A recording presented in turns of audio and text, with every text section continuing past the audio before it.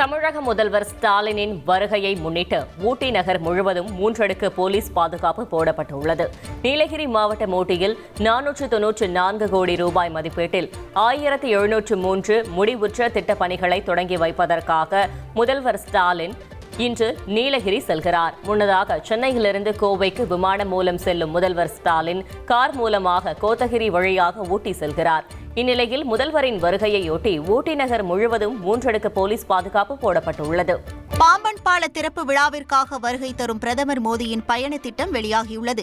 April 6ஆம் தேதி தமிழ்நாட்டிற்கு வருகை தரும் பிரதமர் மோடி நண்பகல் 12 மணி அளவில் பாம்பன் ரயில் பாலத்தை திறந்து வைக்கிறார்.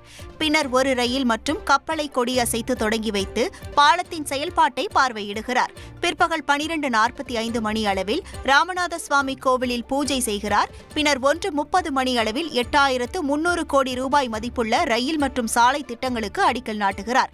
இந்த நிகழ்வில் ராமேஸ்வரம் தாம்பரம் ரயில் சேவையையும் கொடியசைத்து துவக்கி வைக்கிறார். செய்திகளை உடனுக்குடன் தெரிந்து கொள்ள உடனே சப்ஸ்கிரைப் பண்ணுங்க.